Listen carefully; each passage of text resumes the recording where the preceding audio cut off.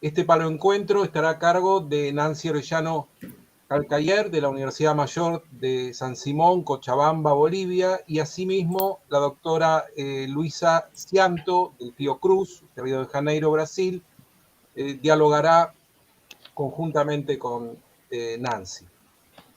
Tendremos un espacio de preguntas y por último la doctora Sheila Mendoza de Sousa va a cerrar este encuentro. Bueno, Nancy, gracias y cuando quieras. Listo.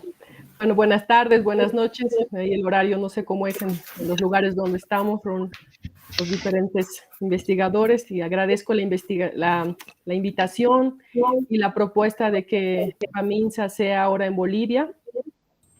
Ahora quiero contarles un poco sobre el estado sobre los trabajos que hemos estado haciendo en relación al estado de salud de las poblaciones ancestrales de Bolivia. Y bueno, el desafío que ha sido trabajar con estas colecciones en Bolivia. Bueno, yo soy parte de la Universidad Mayor de San Simón, tenemos un instituto de investigaciones y es un museo. Yo trabajaba allí en ese momento, parte de nuestras actividades como investigadores era desarrollar trabajos sobre bioarqueología, en mi caso. Entonces ha sido primero conocer cómo estaban estas colecciones y la posibilidad de realizar diferentes estudios en este material. Entonces hemos empezado a incursionar con varios temas de orden de las colecciones que les voy a comentar un poquito, ¿no? El contenido de esta presentación va a ser hablar un poco de las universidades y el rol que tienen como de investigación y de resguardo de patrimonio en algunos casos, como es la Universidad Mayor de San Simón aquí en Cochabamba, las colecciones bioarqueológicas que tenemos, el registro de estas colecciones, particularmente el de momias, el aporte desde otras miradas de la ciencia, que bueno, no siempre se puede acceder al material, entonces la posibilidad de encontrar otros documentos que nos aportan a esta reconstrucción histórica del estado de salud, ¿no? La colaboración con otros institutos y programas que nos han permitido trabajar en el área de paleoparasitología, no precisamente con los materiales de Bolivia. Otro es hablarles de un punto que es biocultura, es un programa nacional con el que hemos trabajado y nos ha permitido también trabajar con grupos indígenas en la revalorización de sus conocimientos ancestrales, particularmente en la medicina tradicional, que ha sido un aporte para estos temas de reconstrucción del estado de salud. Y bueno, también hablarles de los trabajos que hemos realizado con paleoparasitología en el momento que yo estaba desarrollando mi tesis de maestría en la Fundación Osvaldo Cruz. Entonces voy a difundir un poco estos trabajos y lo que significa ese aporte en algunas de las enfermedades que hemos encontrado en el material bioarqueológico de Bolivia y que corresponden a enfermedades, en el caso de la enfermedad de Chagas que les voy a mostrar, que es endémico, ¿no? Bolivia es endémica de esta enfermedad. Bueno, la Universidad en Bolivia y su relación con el resguardo del patrimonio. Tenemos la Universidad Mayor de San Andrés, que está en La Paz, que tiene la carrera de Antropología y Arqueología. A través de esta carrera se realizan investigaciones y se han hecho excavaciones que han permitido que los estudiantes participen y aporten en temas de antropología física, se incursionó con su arqueología y un laboratorio que ha empezado a trabajar con paleoparasitología, que una vez que yo llegué de Brasil también pudimos compartir con esta universidad y dejar los protocolos para que ellos también analicen el material a través de esta mirada paleoparasitológica. La Universidad Mayor Real y Pontificia San Francisco Javier de Chuquisaca, aquí está Chuquisaca en el mapa. Bueno, ellos tienen un museo arqueológico, se fundó en 1944, tiene una colección excelente de cráneos y de momias muy bien preservadas, entonces es un lugar también donde se pueden realizar. También tenemos resultados en el material de este museo. La Universidad Técnica de Oruro, que tiene la carrera de antropología, que ha aportado bastante a través de los estudiantes y de las tesis con antropología física, estudios de antropología física, y la Universidad Mayor de San Simón en Cochabamba, que tiene el Instituto de Investigaciones Antropológicas y Museo Arqueológico, que es del que yo les voy a hablar un poco, ¿no? Este museo ha sido fundado en 1951, esta es la fachada del museo que pertenece a la universidad, es un es también un edificio patrimonial. Se funda por el profesor Dicky Barragraso, que es un argentino que ha sido desde la década de los 40, hacía excavaciones en Cochabamba y en varios lugares de Bolivia. Entonces ha aportado mucho al tema de arqueología. Y en 1980 ya se eleva de museo a Instituto de Investigaciones Antropológicas por una investigadora que llega de España y logra, también aporta bastante a la investigación. El INIAM tiene ya 70 años desarrollando actividades de investigación y principalmente en la protección de patrimonio, ¿no? Tiene a su cargo 40.000 piezas arqueológicas, paleontológicas, etnográficas. Cuenta con 3 salas de exposición: paleontológica, arqueológica, etnográfica. Las colecciones, esta es una de las salas, es la etnográfica. Les voy a hablar un poquito de las colecciones bioarqueológicas, ¿no? Que ha sido... bueno, esto es una parte de un estudio, como nosotros queríamos trabajar paleoparasitología, pero entrar a poder estudiar este material era bastante complejo. El estado de conservación no siempre era el óptimo. Creo que es un tema también común, el de cómo se están organizando las colecciones dentro de los museos. No teníamos cuadernos hechos a mano que no se habían, que estaban en varios lugares, ¿no? No se había sistematizado la información. Entonces, alguna parte de la colección de momias las tenemos en exposición y otra está en las bodegas, ¿no? No teníamos un dato exacto de la cantidad de momias y de un registro adecuado de qué estudios además se habían hecho en esta colección.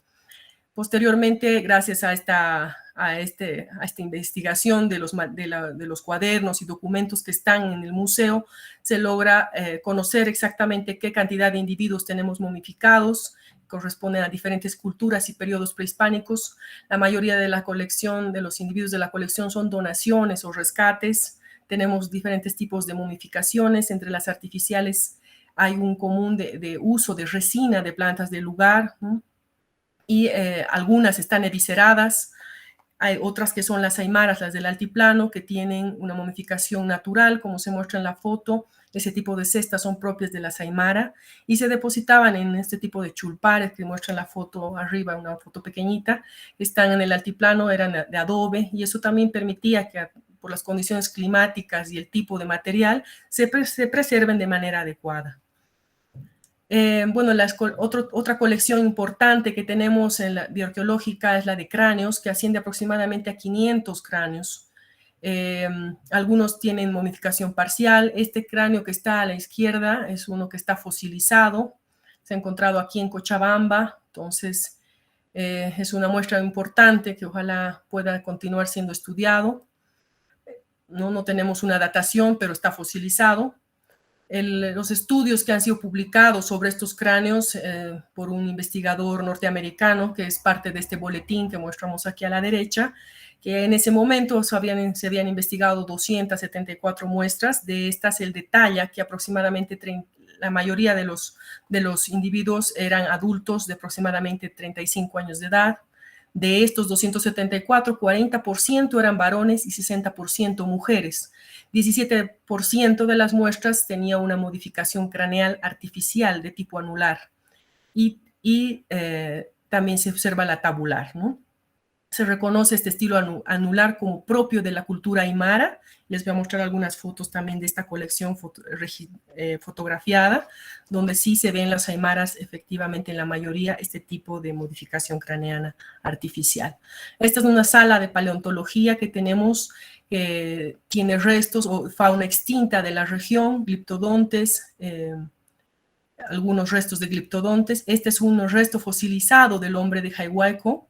Se ha encontrado una zona en un barrio aquí de Cochabamba y casi completo, pero fosilizado, ¿no? Se han hecho algunas dataciones que todavía la comunidad científica no está muy de acuerdo porque es mayor a los 13.000 años. Sin embargo, el hecho de estar fosilizado nos da también una pauta de que tenía que ser bastante antiguo, ¿no?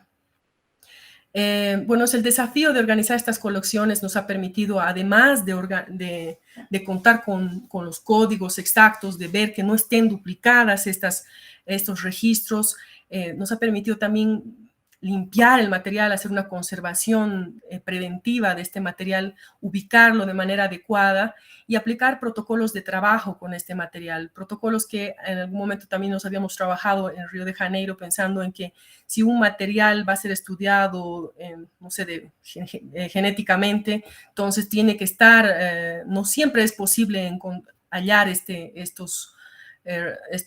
dato de ADN ancestral, entonces estaría degradado por las diferentes condiciones, a veces el mismo hecho de guardarlo de manera inadecuada en los museos.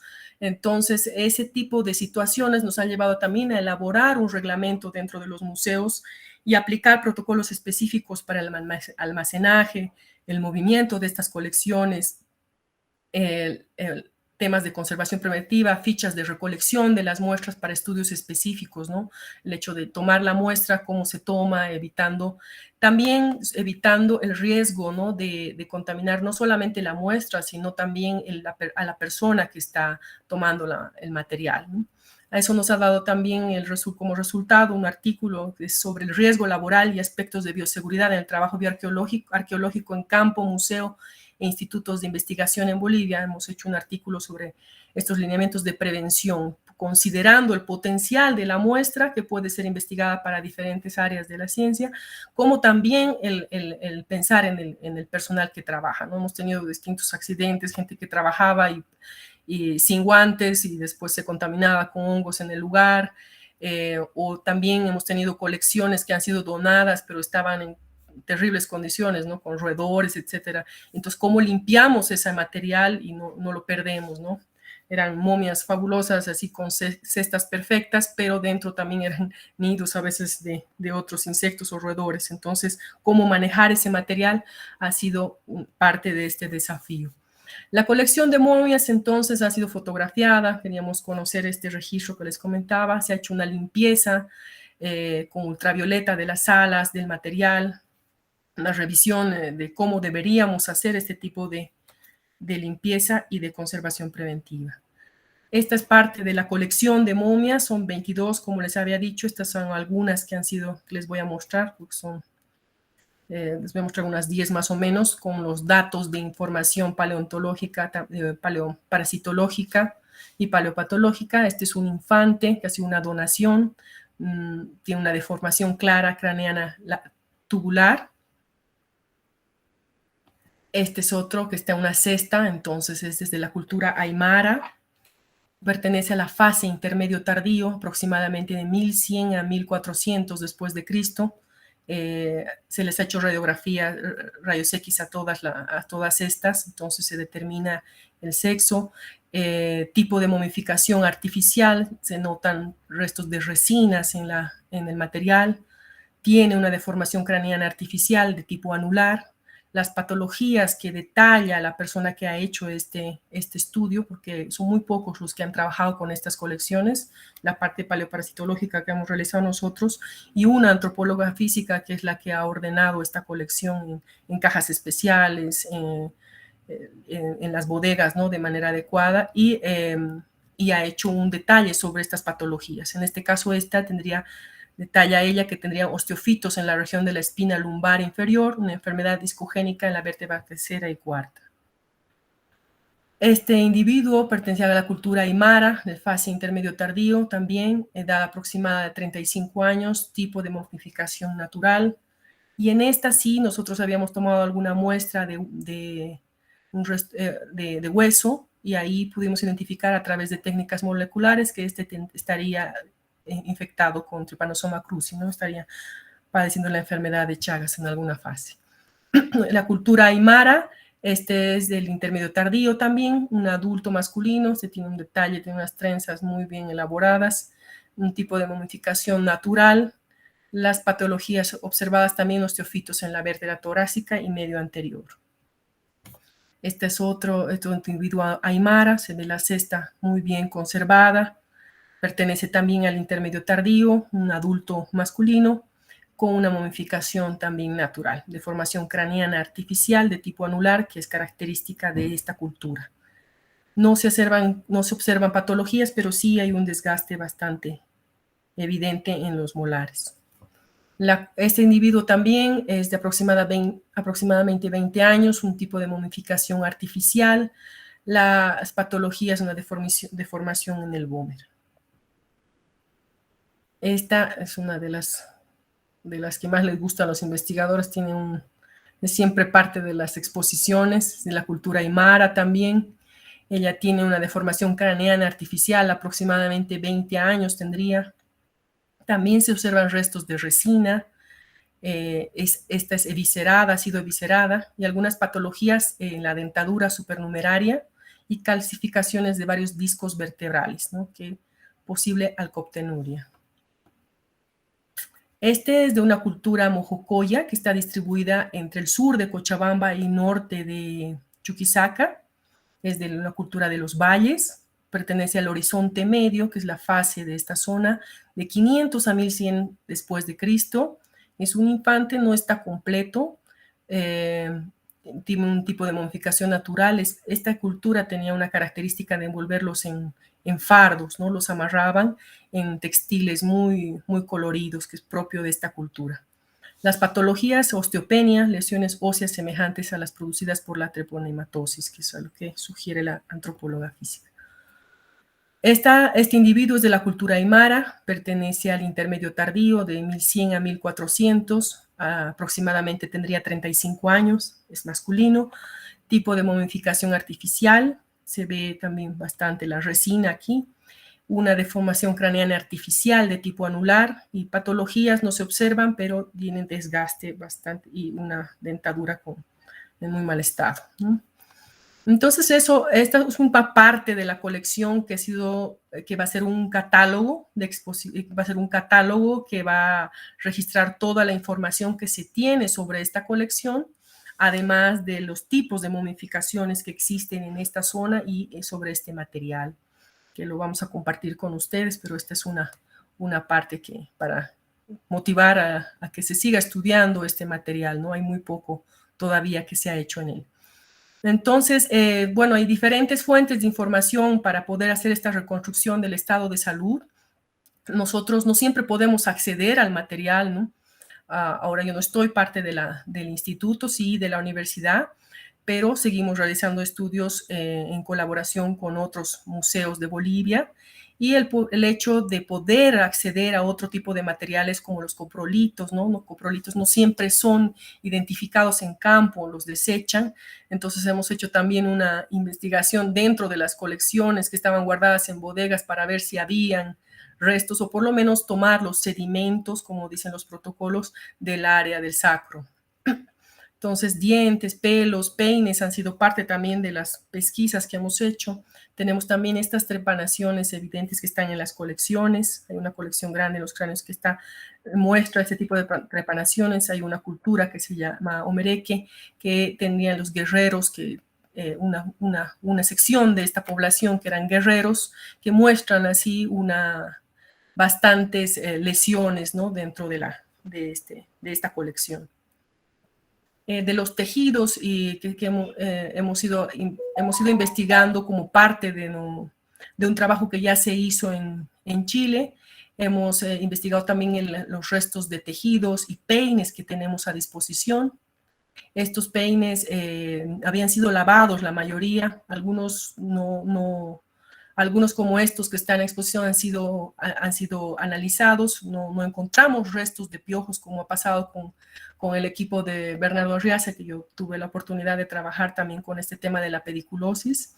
Bueno, ellos sí encuentran, ¿no?, bastantes restos de piojos y de liendres en los peines.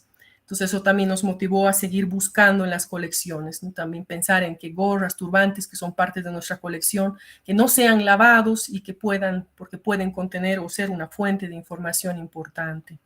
Eso es un poco mostrándoles la colección que tenemos y lo que intentamos hacer, que no siempre tenemos, ¿no?, la respuesta con el material que está disponible o ha sido lavado y se ha perdido alguna evidencia de la presencia, pero sí también nos hemos motivado de poder investigar otro tipo de documentos que puedan aportar a esta reconstrucción del estado de salud, como ha sido el caso de diferentes textos, crónicas e inclusive documentos lingüistas, ¿no?, que hablan sobre el simbolismo del piojo, en el caso de la pediculosis, sobre el simbolismo del piojo en el mundo andino, ¿no? Entonces, el valor que se le daba a la presencia de este piojo en el mundo, que ya cuando hay un momento de contacto con español, ellos ya tienen como una connotación negativa de la presencia del piojo, que significaba, bueno, el español como algo falta de aseo, pero para ellos era algo muy natural, ¿no? Para ellos no les causaba molestia.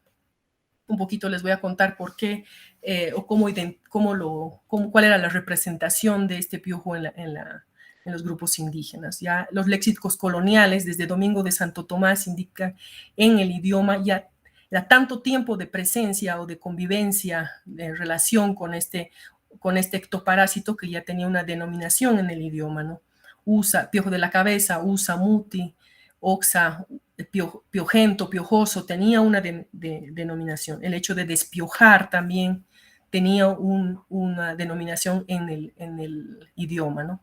González de Holguín, que habla de las palabras y expresiones de la lengua general del imperio incaico quechua, también le hace una denominación al piojo, al despiojar a otro, el hervir de piojos o piojoso.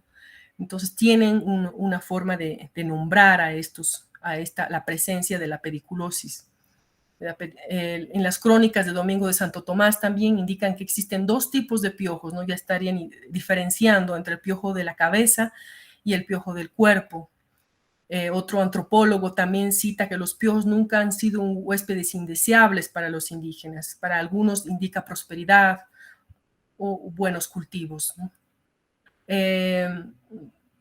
También hacen una referencia en estos textos sobre matar a los piojos con los dientes, como hacen los indios, dicen. Entonces ahí se está haciendo una referencia a la entomofagia, que también lo citan en Catarina Dirman y Matthews en 2017, en el 2003, sobre al hallar restos de estos piojos en los coprolitos, ¿no?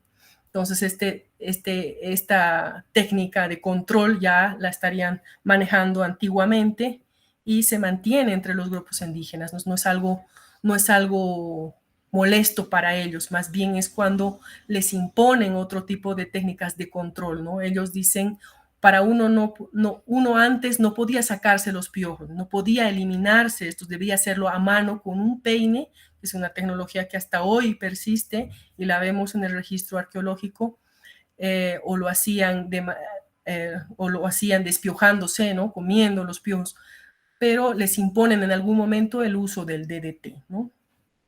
Entonces esos textos han sido interesantes también para hacer esta reconstrucción, saber cómo se mantienen estos métodos de control hasta la fecha en estos grupos y que no es algo molesto, es mucho tiempo de contacto, de relación con el parásito, que los hace inclusive ser parte de su léxico, ¿no? Bueno, la colaboración que hemos tenido con otros programas e institutos de investigación que nos ha permitido participar en la identificación de ciertos parásitos en el material bioarqueológico. Este es un trabajo que publicamos junto con el grupo de Chile también, donde vimos un individuo altamente infestado, era uno solo, pero estaba tan infestado que al levantarlo encontrábamos miles de piojos en todos los estadios. Pertenecía a la cultura Maitas. Esta cultura, algunos individuos tienen trenzas muy elaboradas que de seguro no les hacían todo el tiempo. Entonces, estaría predisponiendo a la presencia de estos piojos, ¿no? Que nos permitió encontrarlos en todos los estadios, poder fotografiarlos a través de microscopía electrónica. Entonces ha sido una alianza de investigación entre el laboratorio de Chile y con el apoyo también de la Fundación Osvaldo Cruz. Aquí vemos una microfotografía electrónica donde está la liendre adherida al cabello y está saliendo el piojo, ¿no? Una comparación entre la microscopía electrónica de barrido y una microscopía óptica normal. Aquí nos ha permitido también ver esta microscopía, el detalle de los piojos en tanto los espiráculos o el opérculo, ¿no? Un detalle maravilloso a través de la microscopía electrónica. Otro trabajo también que en colaboración hemos realizado con Ecuador, que hemos podido analizar en su material, coprolitos. Ellos también desechaban los coprolitos, entonces esta transferencia de conocimientos que tenemos a través de estos protocolos que se han elaborado también en Brasil, permitir cómo trabajar en el laboratorio, en campo para no desechar estos materiales, cómo identificarlos en campo y pensar que toda muestra es una fuente potencial de información.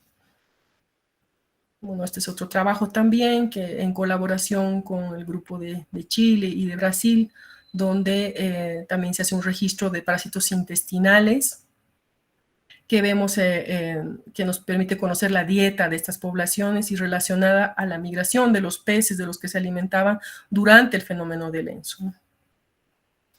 Este es otro trabajo también que nos ha permitido hacer un mapeo de los parásitos intestinales que se tienen en América, en Sudamérica, y bueno, quedaba Bolivia siempre falto de información sobre estos estudios paleoparasitológicos que nos den una pauta sobre los parásitos intestinales que existían.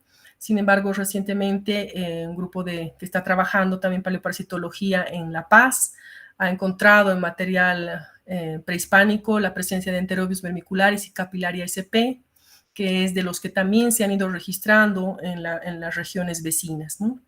Nosotros también tenemos un trabajo que hemos hecho con grupos indígenas, haciendo una revisión de todo lo que se ha ido registrando de presencia de parásitos intestinales entre los grupos indígenas de Bolivia.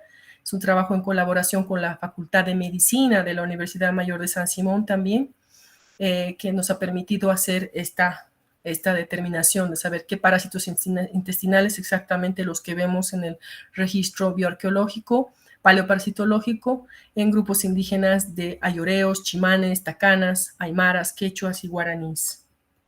Entonces, esta comparación de lo que está pasando en salud indígena también. Y otro programa que nos ha dado insumos importantes en esta reconstrucción es el programa de biocultura. El programa biocultura es un programa que valoriza el conocimiento de los pueblos indígenas, que permite un diálogo desde la academia, un diálogo intercientífico e intercultural, ¿no? Donde desde las capacidades técnicas de las universidades podemos también aprender de estas personas y también apoyarlos, por ejemplo, en temas de cómo difundir su cultura, pero y sin perder este conocimiento y ganar también sobre ello, ¿no? Entonces el turismo ha sido potencial para esto. En el caso de hay varias leyes que han estado o normativas que colaboran en un sistema de planificación integral del Estado que permite que el enfoque de biocultura también sea parte, ¿no? Es decir, que cada territorio pueda planificar y potenciar sus recursos, difundir su patrimonio cultural, natural, histórico y hacerse cargo para mejorar para el desarrollo, ¿no?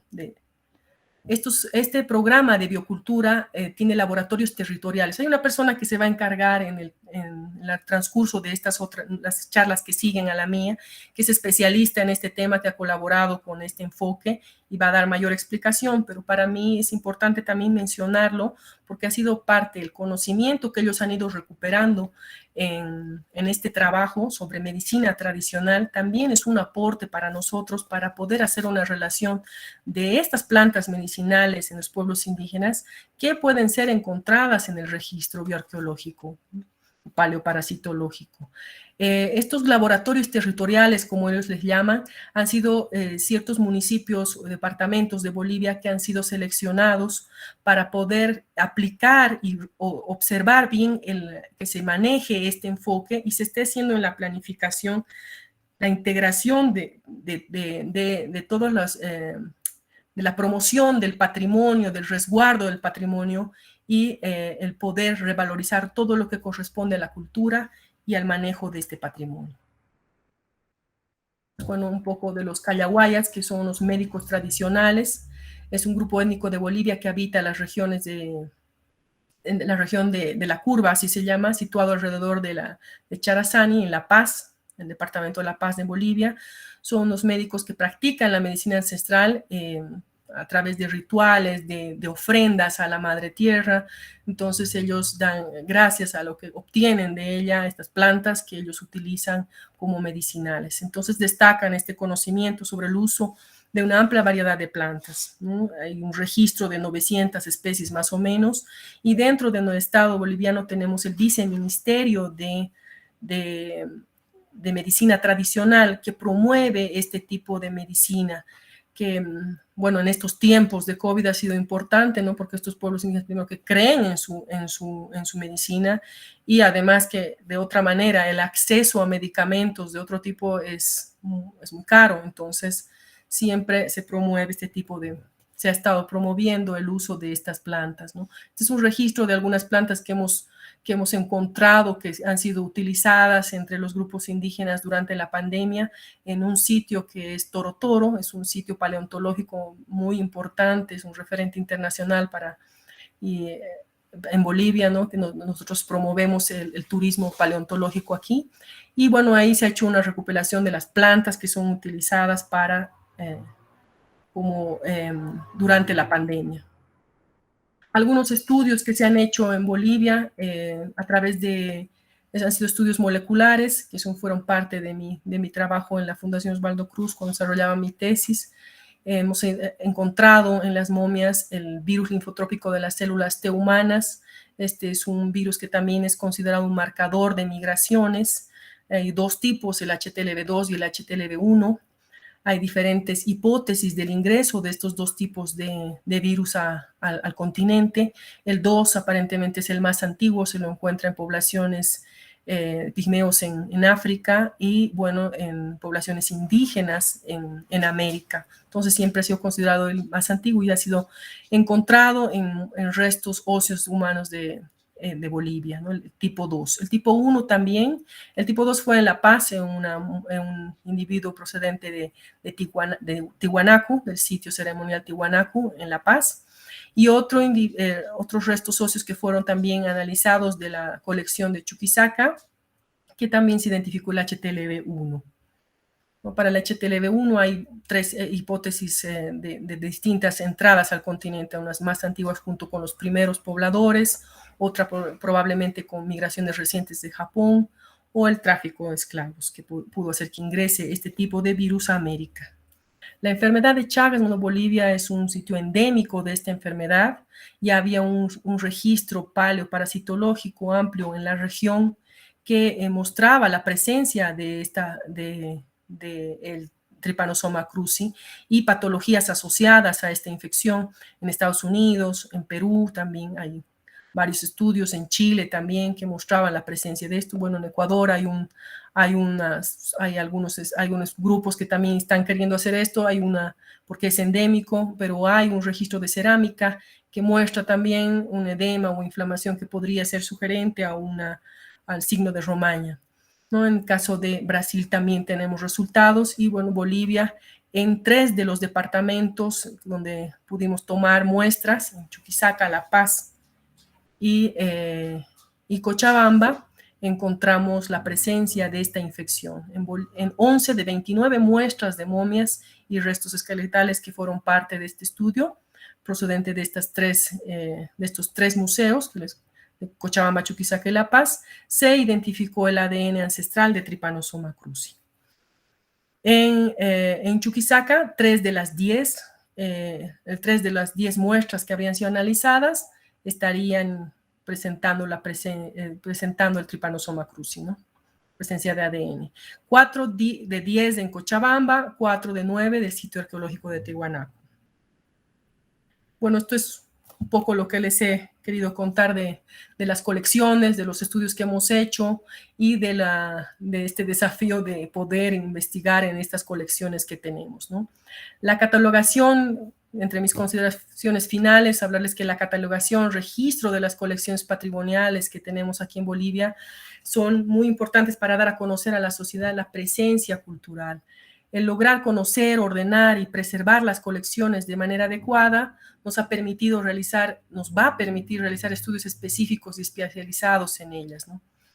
Hay que promover la difusión de estos catálogos que estamos elaborando, de las colecciones que nos visibilizan al mundo para lograr alianzas y redes de investigación.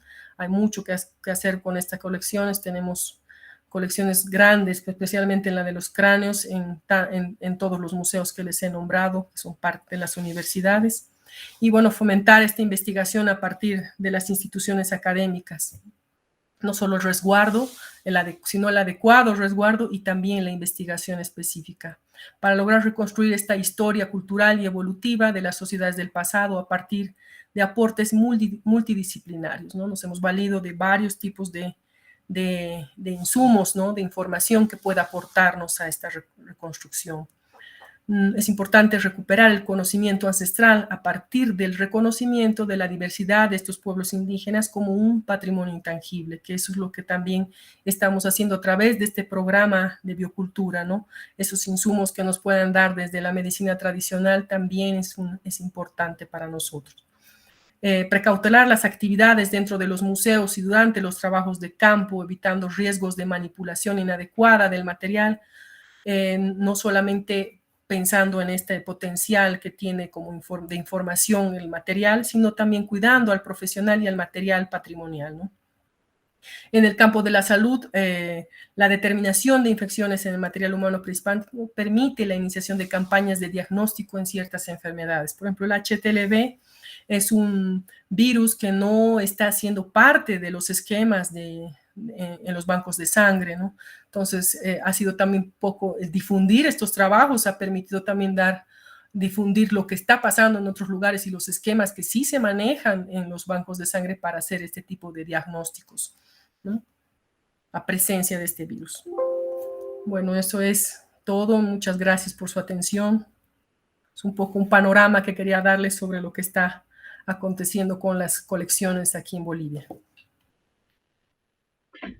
Muito obrigada, Nancy. Eu acho que foi excelente, nos deu uma boa ideia do que se faz agora e que se fez anteriormente na Bolívia. Lembrei das referências que temos aqui de Barra Graça, uma referência antiga de pesquisa no teu país, e isso acho que vai ser muito bom para quem tem interesse em acompanhar o próximo PAMINSA, para ter esse contato, porque se tivermos sorte, quem sabe, pelo menos uma parte do evento poderá ser presencial, né? Então, vamos aí invitar a Luciana Cianto para comentar e falar alguma coisa também pela nossa Fiocruz, nesse diálogo aí com a Bolívia. Obrigada, Sheila, obrigada pelo convite. A Nancy falou tanta coisa interessante, né? E eu vou tentar falar um pouquinho devagar, porque vocês vão me perdoar, mas eu vou falar em português, o meu espanhol é péssimo. Vou lembrar. Espero que todos me entendam bem. Eu fiquei realmente bastante impressionada, né, com a quantidade de trabalhos, né, que estão sendo feitos, pelo esforço, né, porque o esforço é uma coisa impressionante e tem que ser reconhecido, né, para conseguir reunir todo esse material, todas essas informações e tornar essas informações úteis, né, para os estudos, que é um desafio muito grande. Então, ao longo da sua fala, eu fui anotando assim, uns pontos que me chamaram muito a atenção, e eu queria destacar umas coisas assim, que eu fiquei curiosa e fazer umas perguntas assim, para você, e depois eu tenho certeza que todos vão ter outras perguntas, né, pela riqueza do seu trabalho. Primeira coisa que me chamou a atenção foi esse trabalho, né, como você iniciou falando das coleções, né, do trabalho de organização, de reunir essas informações, dos protocolos, né, dessa disposição de informar as pessoas, né, de como coletar, de como conservar, que é muito importante. E eu fiquei pensando e fiquei curiosa em saber como foi esse processo aí na Bolívia, né? Porque às vezes a gente vê um pouco de resistência, né, tanto de quem está às vezes no campo, quanto quem está num museu, né, em mudar um pouco a forma de lidar, né, a forma de trabalhar e entender a importância desse processo. Então, como é que foi essa experiência aí para vocês? Sí, bueno, creo que hay una cosa que nos ha beneficiado en el momento que yo estaba trabajando ahí, que teníamos una presión de tener el registro de nuestras colecciones, ¿no? Tener el registro desde la Contraloría. Entonces, ahí es donde yo propongo dentro de mi investigación anual tener que ordenar las colecciones bioarqueológicas, que eran mi interés, mi especialidad, para poder desarrollar o plantear luego de estos estudios específicos. O sea, bueno, no sé en qué condiciones están. Yo ya me he enfrentado en laboratorio a tener material que no tengo resultado, ¿no? Y es súper caro hacer el trabajo de biología molecular, complicado, súper engorroso, te tardas miles de horas logrando, hoy día, semanas, meses, logrando poner a punto tu técnica para una sola muestra, ¿no? Entonces, pensar en que tenía que estar bien conservado, bien y además ordenado, ¿no? Porque después yo quería buscar cuál era la momia o los restos óseos que tenían Chagas, que yo me había llevado el resto de eso. Entonces, poder ubicarlas, ¿no? Y nos ha beneficiado eso, ¿no? Pero el poder tener la información ordenada ha sido bastante complejo porque Ibarra Grasso él era el que consiguió la mayoría de la colección de momias, ¿no? El que logró que se haga una donación. Él había encontrado en una de sus incursiones arqueológicas, había encontrado en Ayopaya, se llama este lugar, que es en Cochabamba, es en el altiplano de Cochabamba, había encontrado en una hacienda estas momias, ¿no? Entonces hace que a través de la alcaldía las donen. Entonces esa donación llega a través de la alcaldía y los registros eran manuales. Entonces hasta hoy el cuaderno era manual, estaba ahí, ¿no? Y habían algunos otros informes o algunos inventarios antiguos y algunas cuestiones duplicadas. Entonces había que hacer una comparación de saber si realmente estaba ese material, era el mismo que se estaba duplicando en el registro. Habían otros que estaban en pésimas condiciones y poder ponerlos, o sea, limpiarlos, ¿no? También, y hacer que la gente te apoye y entienda que tiene que usar todo ese disfraz, ¿no? Que es el barbijo y todo lo que nos tenía que proteger. Entonces ellos decían, no es necesario, ¿no? Pero cuando veían cómo estaba el material, entonces ahí medio que se motivaban.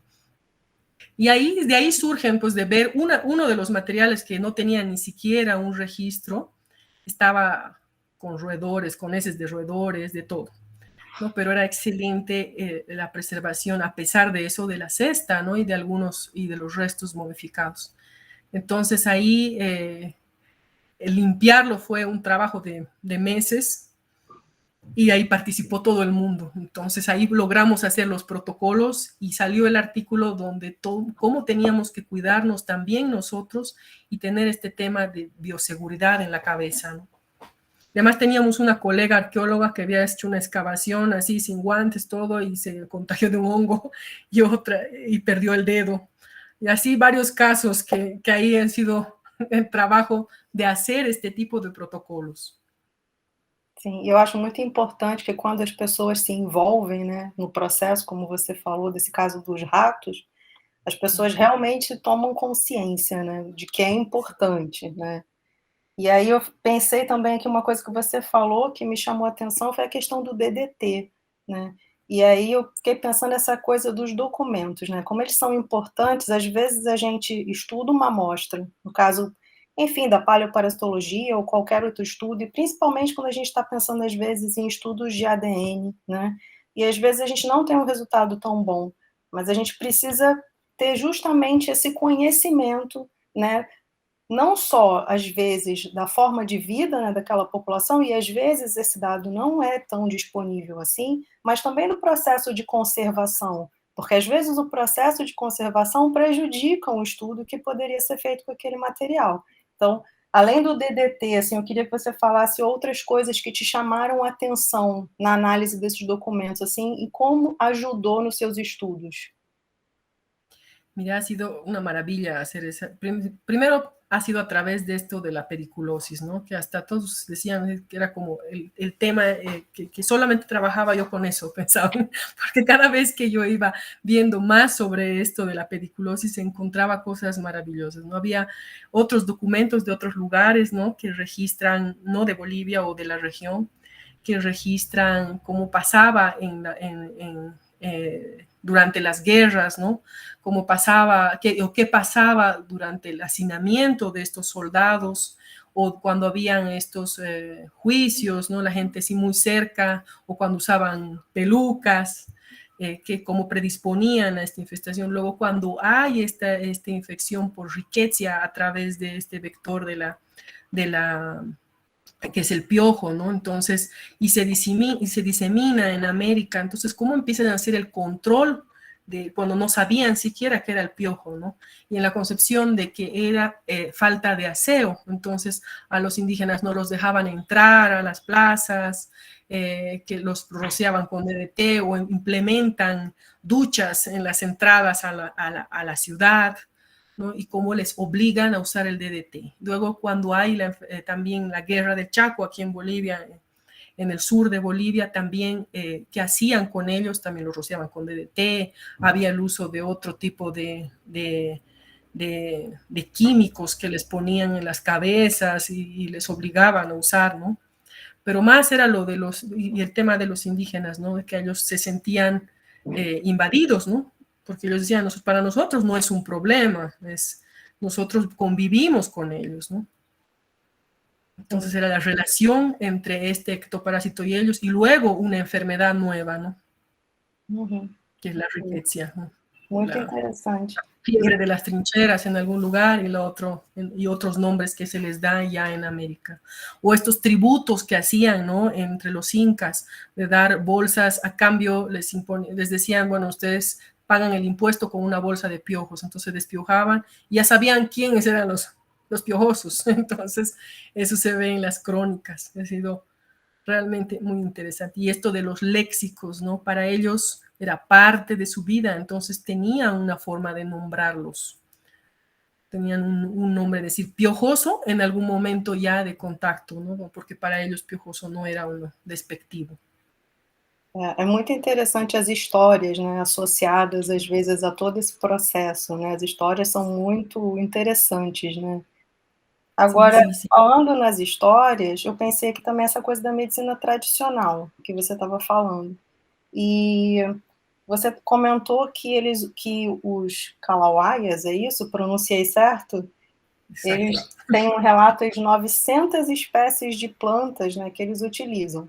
E eu vi que você mostrou uma lista, né, de achados, e eu fiquei pensando como que vocês chegaram a esses achados. Assim, eu imagino que não há um catálogo muito fácil de identificação dessas plantas medicinais, né, são coisas que a gente busca o tempo todo. E eu queria que você falasse um pouquinho mais, assim, como foi feito esse processo, assim, como é que vocês identificaram, como que esse dado pode ajudar, né? E principalmente eu imagino que essa relação, né, da medicina tradicional para os estudos de paleoparasitologia seja bastante importante, né? Há um vínculo aí muito interessante. Então eu queria que você falasse também um pouquinho se vocês estão buscando isso. Bueno, este grupo de Callaguayas tiene un conocimiento bastante difundido, ¿no? Fuera de Bolivia, ¿no? Porque inclusive en la época de la construcción del canal de Panamá, los llaman para apoyar cuando había la malaria. Entonces ellos van y tienen un registro de fotos y todo de ese tiempo. Entonces este conocimiento ha sido muy difundido entre ellos. Y ellos han hecho un registro, ¿no? Y no todos ellos tienen hasta un idioma propio, es el parecido al... No me acuerdo ahorita, es Puquina, creo, parecido, es propio, solo de ellos. Entonces se ha hecho un registro que ellos manejan y que a través de que ha sido que promueve también el Estado a través de este Viceministerio de Medicina Tradicional, mantiene un registro de varias plantas medicinales de los diferentes pueblos indígenas. Pero esta medicina es muy, muy, muy importante para Bolivia, ¿no? Estos médicos tradicionales son muy conocidos. Y de hecho, el programa de Biocultura ha promovido revalorizado ellos este conocimiento y la gente va, así como un tema hasta de turismo, a hacer este tipo de sanaciones, a conocer o tener el contacto de la naturaleza, que es algo que se pierde, ¿no? El contacto entre la naturaleza, todo lo que está en esa conexión que hay entre animales, plantas, tal, que ellos manejan entre lo mágico religioso.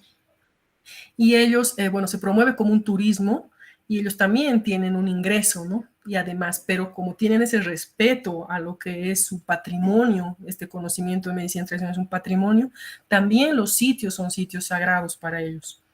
Entonces es parte de una ruta turística, pero no una ruta desde un turismo sostenible, ¿no? Que no perjudique o no dañe el lugar. Estos aportes de ellos, así, estamos así, empezando a hacer una relación, porque hay que también analizar material bioarqueológico, como han hecho ustedes, ¿no? Que es algo que el trabajo de Sergio Miranda, que hace que ven en el material bioarqueológico la presencia de plantas que pueden estar siendo utilizadas como terapias, ¿no? Como medicinales, y que hoy seguramente están en el registro de medicina tradicional. Hay un hallazgo de una bolsa, ellos utilizaban unas bolsitas, donde hoy utilizan todavía unas bolsitas de sus tejidos del lugar, donde guardan sus plantas cuando van a viajar. Y hay un hallazgo que está en La Paz, de una bolsa de algún médico tradicional, probablemente de esta zona, ¿no? Que tiene esos restos de esas plantas. Es algo arqueológico que tiene una relación de ese conocimiento desde de tiempos anteriores, ¿no? Eu pensei justamente no Sérgio, eu tenho certeza que depois ele pode falar mais um pouquinho sobre... No soy especialista, pero es una relación de tomar diferentes aportes para poder hacerlo, ¿no? Y hacer estas redes con los que sí trabajan con eso. Sim, que bom que você falou em redes, porque era justamente a minha próxima pergunta. Assim, eu acho que esse tipo de trabalho, obviamente, precisa de uma rede de colaboração muito grande, né? São conhecimentos distintos que se combinam muito bem, né? Cada vez mais a gente entende isso. Você citou algumas dessas colaborações, né, na sua apresentação, mas, inclusive, você falou do catálogo, né, da importância de ter esse tipo de publicação, né, nessas redes. E eu queria saber como tem sido a aceitação até agora, né, dessas colaborações, como você tem trabalhado, se é por todo o país, com outros países, como que está sendo isso? Bueno, creo que ha sido a través de esto, durante el posgrado, ¿no? Poder utilizar materiales siempre de Bolivia, pero poder analizarlos en laboratorios especializados, ¿no? Como ha sido con el grupo de ustedes en Fiocruz, con Adalto, Sheila, con el grupo de Ana Carolina, en la parte de biología molecular, y también en, bueno, la colaboración cuando en algún momento yo trabajé en Chile, ¿no? Poder ver otros materiales que tal vez a veces no encontramos aquí, pero ir haciendo esas relaciones, ¿no? De ver otros materiales, ¿no? Que es lo que también planteaban los protocolos, o sea, que todo material es una fuente, es potencial de información. Entonces esas redes se han ido armando a través desde ese momento, ¿no?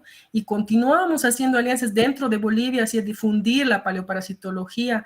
Y yo también viví un tiempo en La Paz, entonces ahí yo había llegado recién de la maestría, entonces todos esos protocolos los dejé en la Facultad de Medicina, donde se logró abrir la línea de paleoparasitología, y hoy es manejada por el equipo donde dejamos estas técnicas, y ellos están en la pesquisa de coprolitos. Entonces, maravilla. Igual tenemos un equipo de zooarqueólogos que están interesados, y ahí motivando, ¿no?, a la gente que esté interesada, pero hay mucho que hacer, o sea, hay otras líneas, o sea, nos hemos metido también en esta parte de ver desde, empezar desde una colección adecuada, y también ver desde los pueblos cómo trabaja biocultura, que dentro de una región, cómo están manteniendo su patrimonio, ¿no? Hay una ley que tenemos nosotros de patrimonio que promueve también que se hagan museos comunitarios. Entonces, si ellos se van a hacer cargo, que también tengan el conocimiento. Entonces, desde la academia poder apoyarlos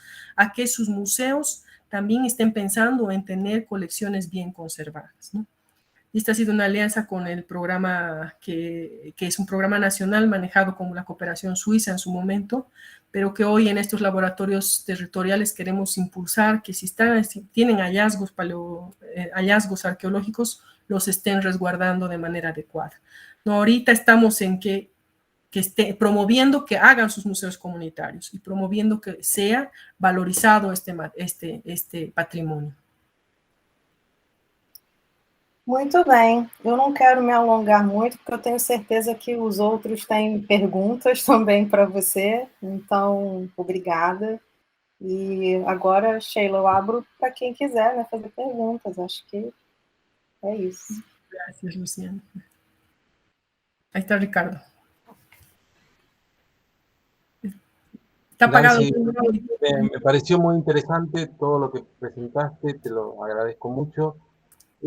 Pensaba, ¿qué sabés porque hablaste de Ibarra Grasso, un discusionista, si no recuerdo mal, muy importante, desde esa mirada, ¿qué sabés de colecciones de Bolivia fuera de Bolivia? Ya no tengo mucho conocimiento de las colecciones fuera de Bolivia. No sé, hay algunos restos que han sido en Estados Unidos, creo que hay una momia que la tendrían que traer, pero colecciones no. Más bien creo que Dick Ibarra Grasso ha sido uno de los que ha promovido que se conforme el museo precisamente para que se haga cargo de la zona, la región donde ha sido encontrada, ¿no? Tiene varios libros de Ibarra Grasso, ha sido uno de los que más ha aportado en la arqueología. Su pregunta más bien era un poquito conocer sobre el origen del hombre americano. Entonces él tiene muchas hipótesis interesantes, una persona que para nosotros es un referente.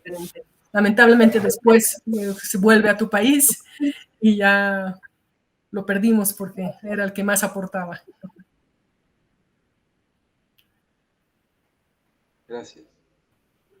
Muito obrigada, Ricardo. Alguém mais? Sérgio, está com a mão levantada. Nancy, boa noite. Gostei muito de ouvir a sua palestra. Aprendi bastante.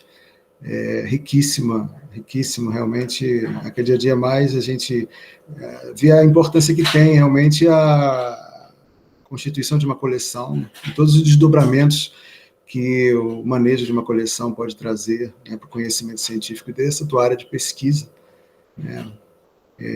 Outro ponto importante também que eu vejo, que até mesmo no nosso trabalho com grãos de pólen, com a palinologia, são o estabelecimento dos protocolos, né? Assim, esses protocolos, nós estamos até com um grupo agora finalizando mais uma tentativa de estabelecer a criação de um protocolo para amostras múltiplas, né, de coletas, visando coletas de grãos, sejam eles em regiões áridas ou regiões úmidas, e como que se dá esse trabalho, né, para futuras interpretações.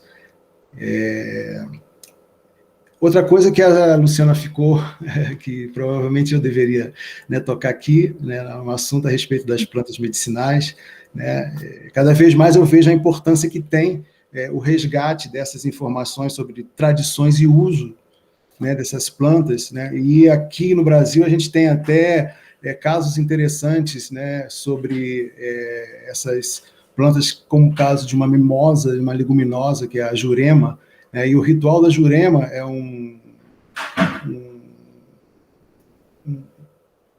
artigo que saiu há pouco tempo, depois até posso informar para vocês, né, sobre o uso medicinal dessa planta, né, no aspecto mágico, né, no aspecto cósmico de compreensão do mundo, né, por essas populações, e que a gente tem encontrado isso em alguma das nossas escavações, né, dessa planta, né, em especial.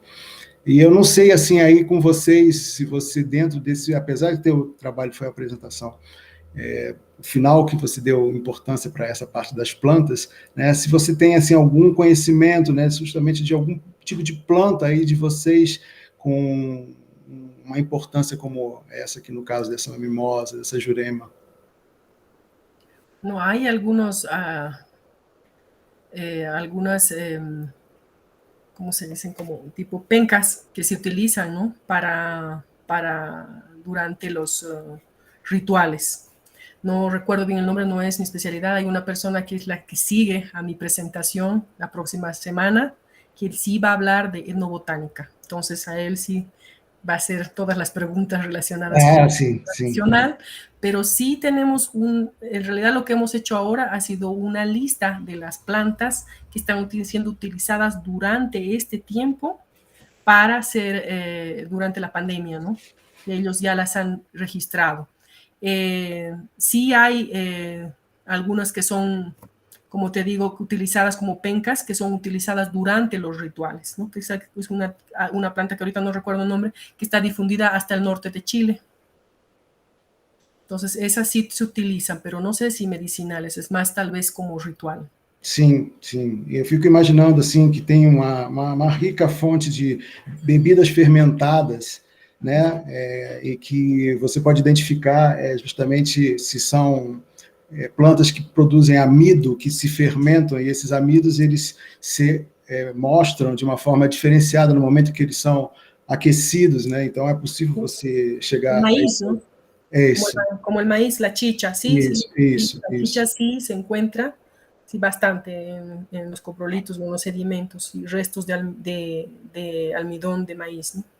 Sí, Isso. encontramos, sí, sí, sí. O que eu acho mais complexo nesse nosso trabalho, né, de parinologia, com a identificação dessas plantas em restos humanos, no caso, e os coprólitos, que são nosso objeto de estudo, é você, hoje em dia, com uma gama de ferramentas novas, identificação de lipídios, de proteínas, de ADN, é você chegar a poder afirmar sobre a intencionalidade, de fato, né, que essas plantas estavam ali presentes porque eles estavam pensando na cura, né? Claro. Sí, sí, sí. Y bueno, durante las trepanaciones, ¿no? La parafernalia fúnebre también muestra la parafernalia que utilizaban para preparar estas plantas, ¿no? Hay un registro también aquí de ciertas plantas que eran alucinógenas o que también eran utilizadas para que logren que anestesiar para hacer las trepanaciones. Sí. Sí, sí, hay un registro, pero de medicina tradicional habría que, eso es lo que queremos motivar más bien a hacer. El que va a dar la charla posterior a la mía, él va a hablar sobre la etnobotánica, ¿no? Y lo que nosotros queremos es en algún momento esa relación de los hallazgos que tienen que haber en el material bioarqueológico, ¿no? Para conocer qué estaba pasando, como lo han hecho ustedes.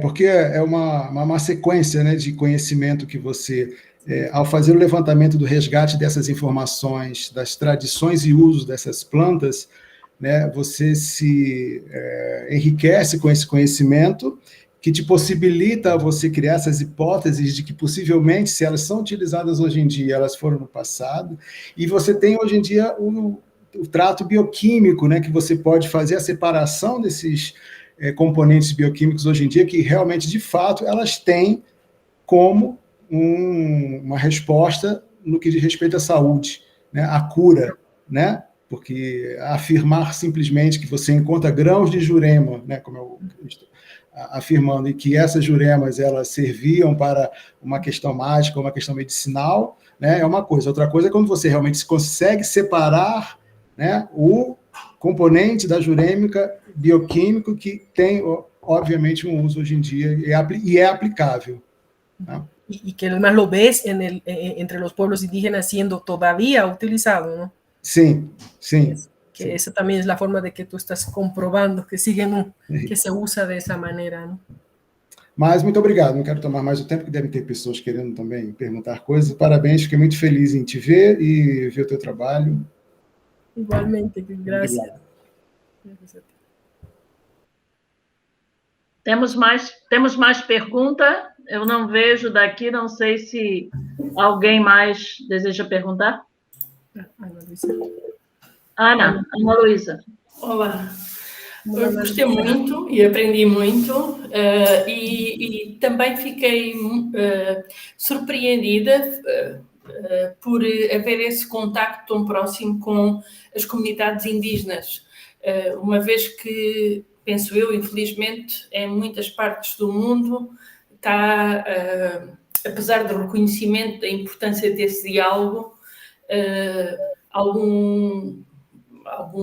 em alguns países não está tão fácil trabalhar em conjunto com as comunidades indígenas e também estudar os vestígios humanos, os restos humanos ou as múmias de comunidades que ainda existem ou que têm alguma relação. E por isso fiquei muito surpreendida e agradavelmente surpreendida. Aparentemente não é complicado na Bolívia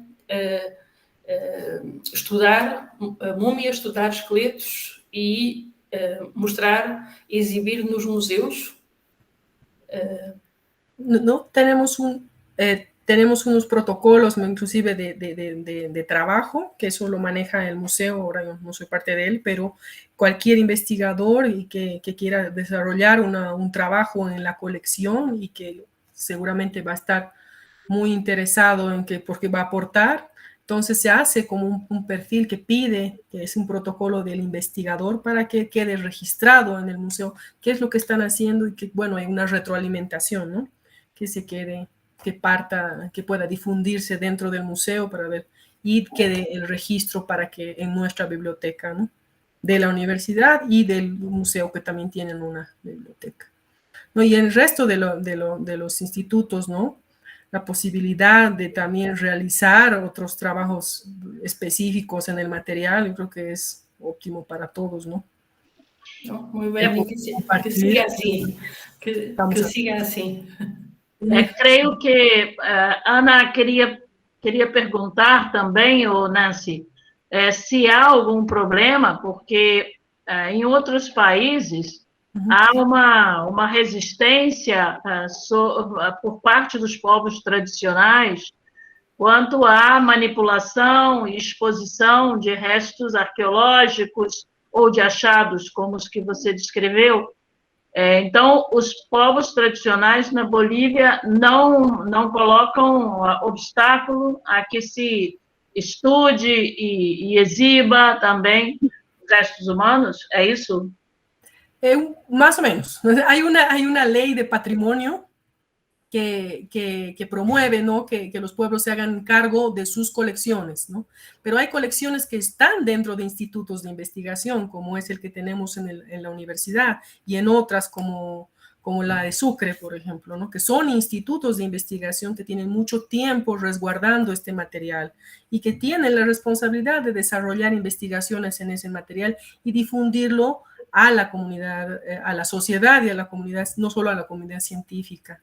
Entonces, dentro de lo que estamos resguardando en los museos, a través de estos protocolos, hacemos una vigilancia de lo que se está investigando, y hay un comité que aprueba que se desarrollen estas investigaciones. Entonces, el poder trabajar desde el material o estas colecciones que están depositadas, y como te digo, están depositadas y están ahí mucho tiempo y necesitan ser investigadas, ¿no? Claro. Certo.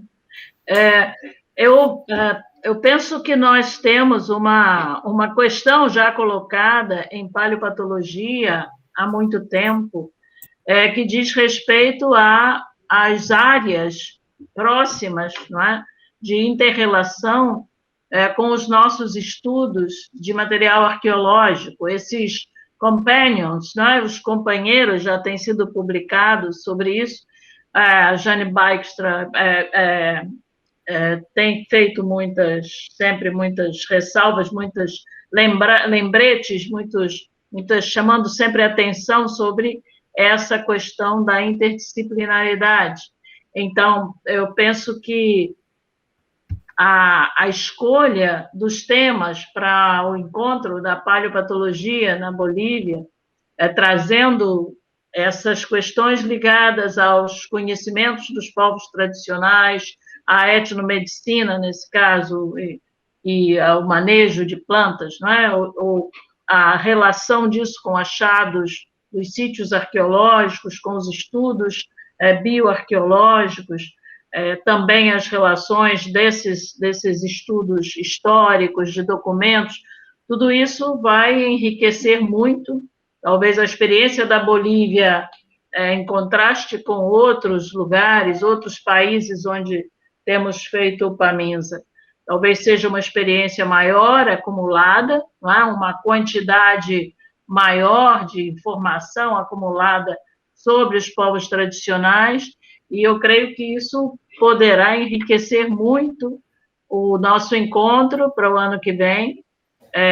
Isso é um caminho, de fato, para uma programação diferenciada, não é? Do Congresso, do PAMINSA. Eu achei isso o aspecto mais interessante da sua apresentação, e eu espero que possamos divulgar mais amplamente essa apresentação, pensando justamente nessa proposta e nesse encontro futuro. Mais alguém quer fazer uma pergunta? Posso acrescentar mais uma coisa? Bom, concordo completamente, totalmente com o que a Sheila disse, e lembrei-me também que à partida vai ser, eu vou partilhar no chat, no próximo ano também, o Congresso de Múmias, que vai ser em Itália. Será, se não for alterado com o Covid, mas será de 5 a 9 de setembro. Penso que também pode ser interessante para a Nancy também partilhar esta informação, porque o público do PAMISA e o público do Congresso de Múmias toca-se, mas pouco. E uma coisa não invalida a outra. O que for feito no PAMISA, obviamente, não impede outra apresentação. E por isso lembrei-me agora, não sei como é que vai ser este congresso, se vai ser na data prevista, se vai ser também presencial ou misto, online, mas pareceu-me que podia ser interessante para a Nancy também divulgar o seu trabalho e as coleções. Muito bom, muito boa lembrança, Ana. Quem está organizando é o Dario? Não, é o Albert Zink. Zink, ok. Que esteve também no Rio, já esteve em alguns PAMISA, sim. No Rio teve de certeza. Sim, em 2005 esteve conosco, isso. Sim. Nos outros já não me lembro. Já começo a lembrar-me mais do que aconteceu há mais tempo do que aconteceu há menos tempo. Vamos todas por esse caminho. Muito bem, mais alguma pergunta?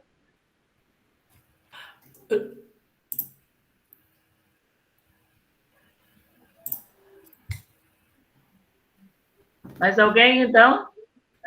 Ou estão todos satisfeitos com a apresentação? Acho que foi muito interessante, realmente.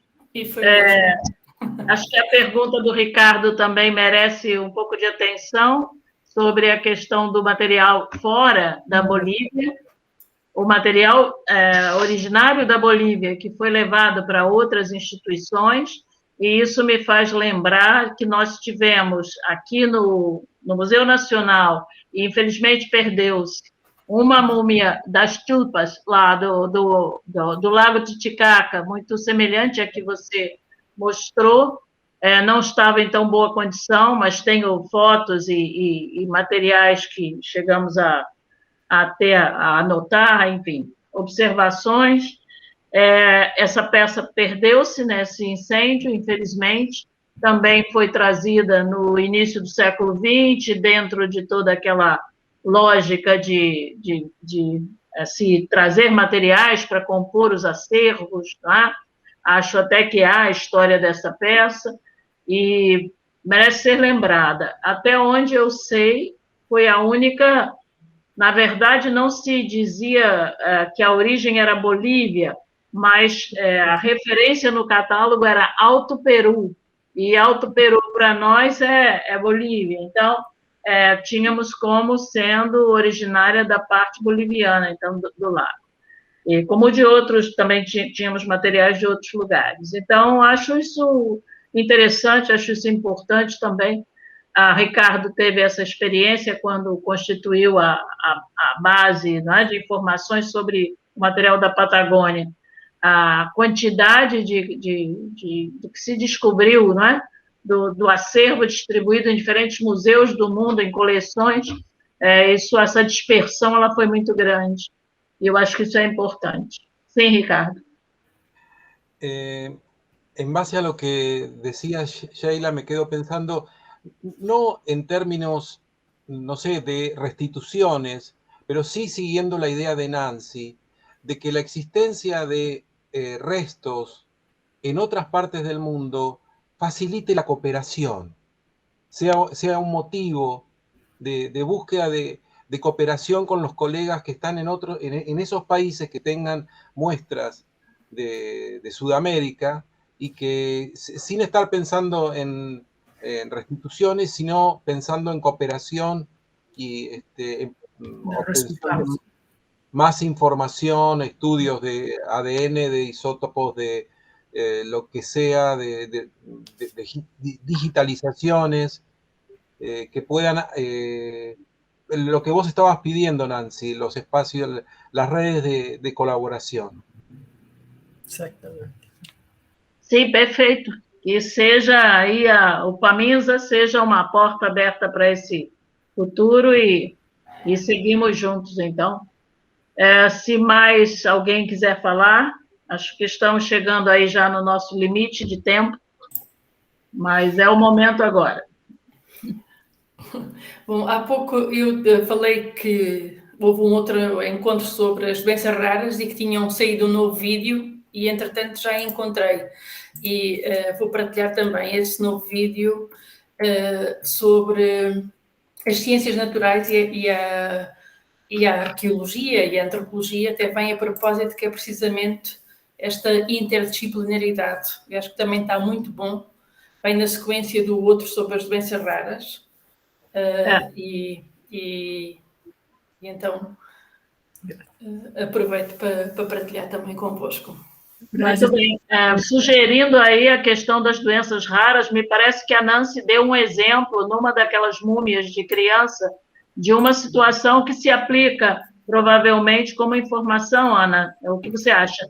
Aqueles dentes apinhados, que tinha aquele problema nos dentes que você mencionou, seria uma dessas doenças que vale a pena descrever e informar num encontro desses, que realmente se começou a concentrar agora o interesse dessas situações assim, excepcionais para ficar um pouco mais fácil entender também a distribuição desses achados. Sim, sim. Aqui está eu penso que sim, que será que já todos tínhamos encontrado alguma coisa. Bom, serão mais ou menos raros, mas ficamos mais alerta para este tipo de... Explore the site with me. Ok. Sim, havia aqui outro som. Tipo deste problema e também a forma como publicar, porque também nem sempre é fácil publicar, são casos de estudo e as revistas nem sempre são muito simpáticas para os casos de estudo. Então... Mas tenho percebido que o próprio International Journal of Paleopathology tem publicado situações, casos individuais, talvez muito mais do que fosse a proposta original da revista, mas creio que não só porque é importante, mas porque também existe uma grande quantidade de oportunidades, né, para se colocar trabalhos assim mais específicos, menos epidemiológicos, talvez, não é menos? E é importante, é necessário. Muito bem. Então, Verônica, acho que está se queixando que não consegue se comunicar, mas não faz mal, Verônica, você está de castigo hoje, então.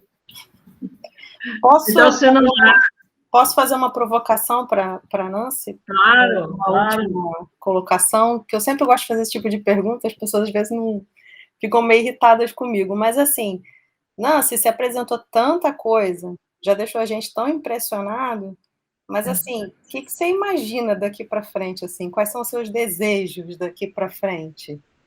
Ya te dije. Bueno, lo más real posible, ¿no? Pero que sí, que se vayan conformando aquí a través de las redes, poder investigar más el material, ¿no? Porque eso son, a través de las diferentes miradas, poder hacer una reconstrucción, ¿no?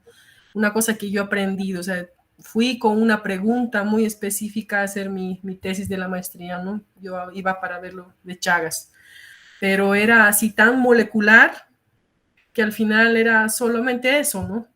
Y el poder ver otro tipo de documentos o ver más allá ha sido bastante enriquecedor. Por ejemplo, en el tema de Chagas hemos hecho una exposición temporal en el museo, que lo que yo quería era difundir el trabajo de que se había hecho con las momias y la presencia de Chagas en la antigüedad.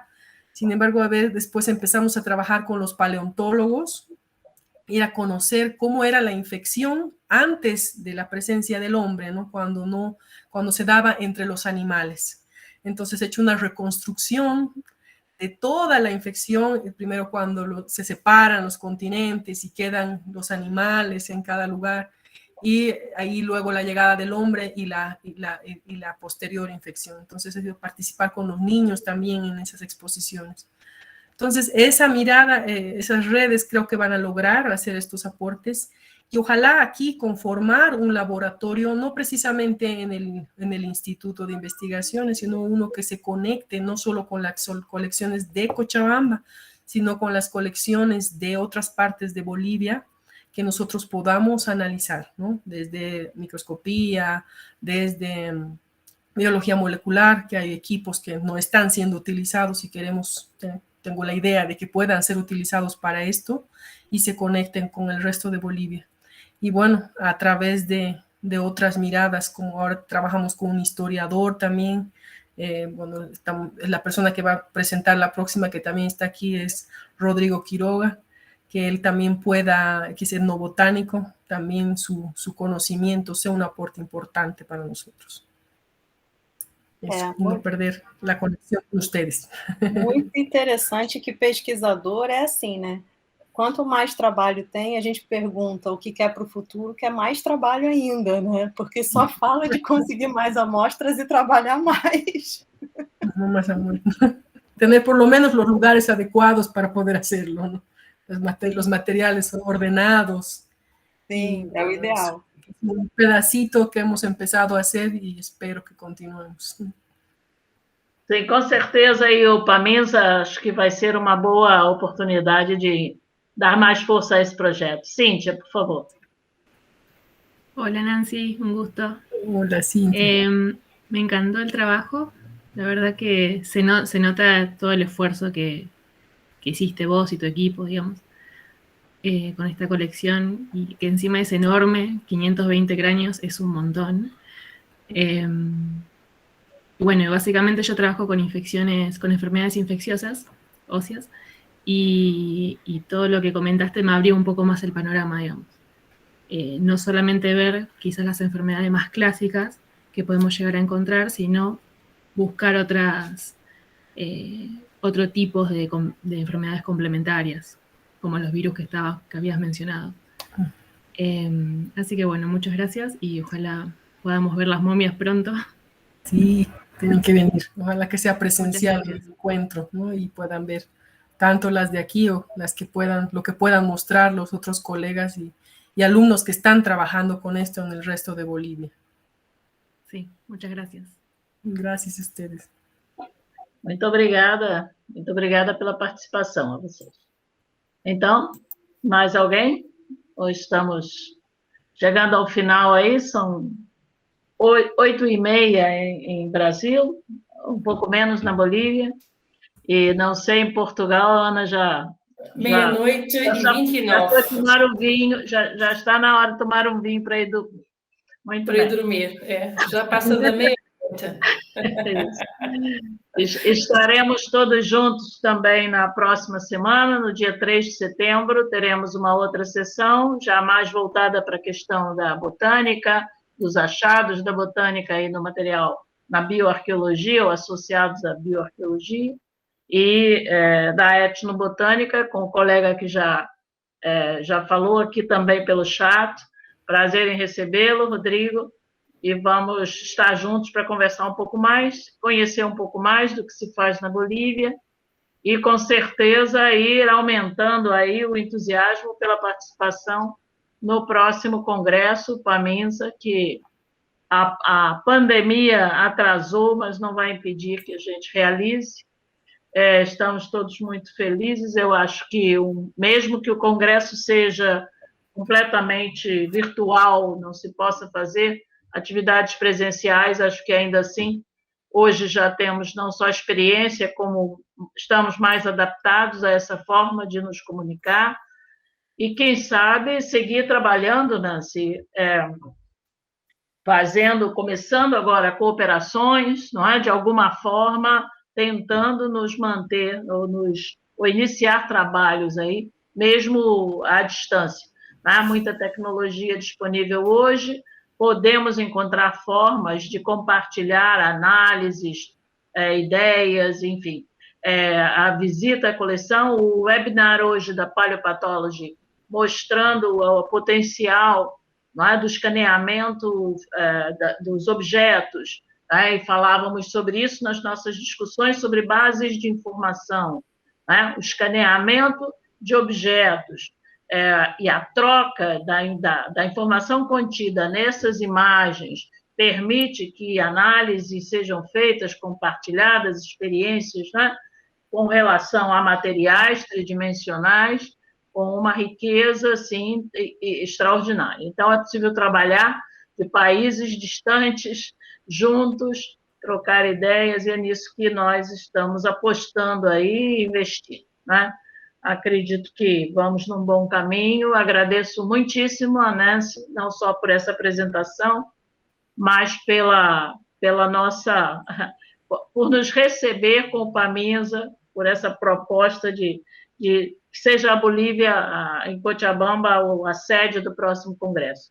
Nós já há muito tempo que queríamos que mais países entrassem nessa rede do Paminza, e então agora acho que isso vai ser possível, mais um país aderindo aí ao nosso projeto de América do Sul.